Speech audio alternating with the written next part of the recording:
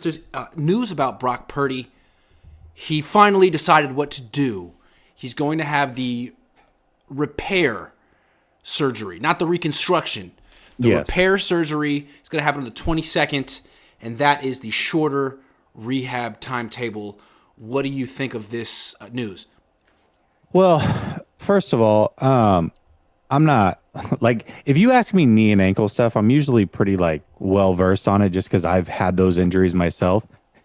But with the UCL, this is something that I've been trying to do a lot of research on. And once we heard today what's going on, so he's doing the reconstruction, which from what I understand is also going to include the internal brace, which is the same exact surgery that Nick Mullins had. Now, we're hearing that he should be full recovery by the start of training camp. That's 5 months out. Okay. 5. So Nick Mullins being a case study, he actually signed with the Eagles 5 months after his surgery. However, after doing more research that was strategically done at that time, they made sure they did it a few days after OTAs because he wasn't fully ready. And the hope was he would be fully ready by training camp, which he was, which put him at the 7-month mark from surgery. So then I started doing a lot of research. I went to like a top surgeon, orthopedic surgeon, went to his website. They've done over 350 of these surgeries. They say average recovery time is 7 months.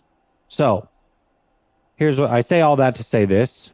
5 months is very ambitious. Very ambitious. I'm not saying it's impossible, but when you hear that he will be ready by the start of training camp, and that is the initial report, and that's 5 months from the surgery, almost to the date, I have my doubts. So that's where my mind went initially in trying to do the research. I'm like, wow, 5 months. I thought we heard 6 months the whole time. So that's what I'm getting from this whole thing.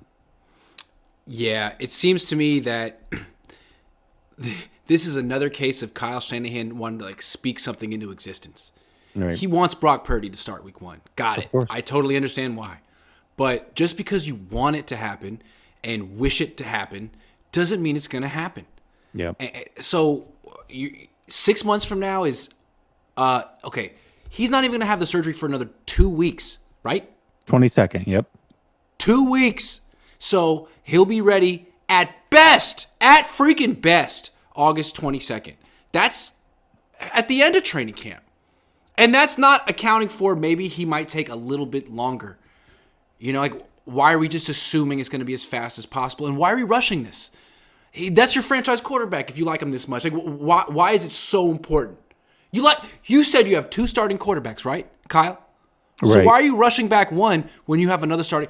The fact that you have 2 starting quarterbacks also actually affords you the ability to be not slow, but cautious, smart, prudent with Brock, considering he could be your future. Either one of them could. Anyway, I hope that they don't rush him back for the sake of week 1. Yeah. And I mean, all likelihood, like, let's say he comes back 5.5 months. That puts him a couple weeks into August, 2.5 weeks into training camp. He'd be a little behind the 8 ball, but he could potentially catch up. If he is your guy, he could still potentially start in week 1.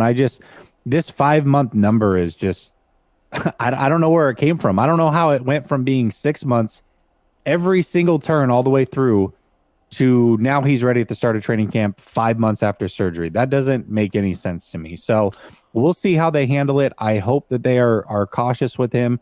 Now, the good news is, also reading on that orthopedic surgeon's website, the success rate is extremely high. Extremely high. I mean, not only are athletes returning, but they're returning with almost no issues. So he should be perfectly fine, but you got to give him that time to fully recover. And I don't think 5 months is going to be it.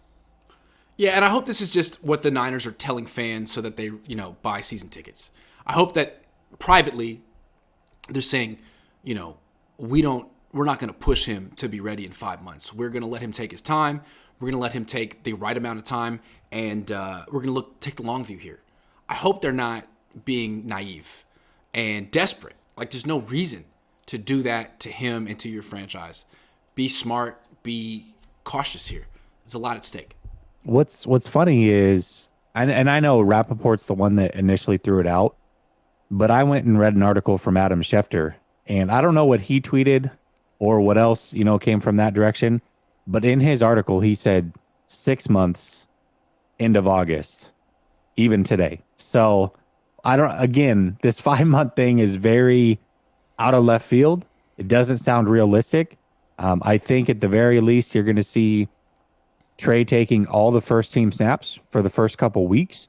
And even if Purdy is there, I would imagine that he'll be on a snap count, so to speak, a pitch count. So I don't think that it's just going to be like, okay, you're good, full throw, end of July. Like, that just doesn't sound realistic. Also, like, the fact that they're rushing him back and he's not having the Tommy John surgery, I'm curious. Like, you don't know what his arm's going to look like in 6 months. So this is all a bunch of positivity, but let's be realistic. When they finally cut him loose on August 22nd, is he going to be able to drive the ball outside the numbers? Yeah, they don't know. They don't know. They'll find out. And maybe they feel that even if he can't, that he'll give them the best chance to win. But I don't know, man. I'm a little concerned about what he's going to be when they rush him back. Yeah, and like I said, I don't think there's a concern long term, but right away, if he doesn't come back till middle of August, or let's say, and then he's starter week 1, I don't know, man. That just seems a little. Like I said, I keep using the word ambitious, and that's my nice way of saying, dude, like, don't F this up. Why are they rushing him back? If there's two options, Tommy John surgery, where he comes back with a stronger arm, or this internal brace thing where he comes back sooner but might have a weaker arm, like, why would you choose that option? Why is there so much? Are you on the hot seat? Do you have to win this year? Do you not believe in Trey? Like, wouldn't you want to be, wouldn't you, I don't know, wouldn't you want him to come back with a stronger arm? Like, what is the rush? You have unlimited job security. Do you not? I thought you did. What's going on? I don't understand. Yeah, I mean, I think they do, seems like, but everything that I'm reading is that the surgery, it's new. It's very new. The first Tommy John surgery was like 1974, and that was like the only option for so many years. Now, this internal brace thing is new. It's like within the last 10 years, and so it's starting to gain steam. And so instead of like going directly to Tommy John, they're trying to go this route and push people this route because they are seeing good success, although they don't have the long-term track record to say, hey, for sure, this is the better option. But they are seeing early success with it. It is shorter recovery, and so a lot of athletes are electing to go this route.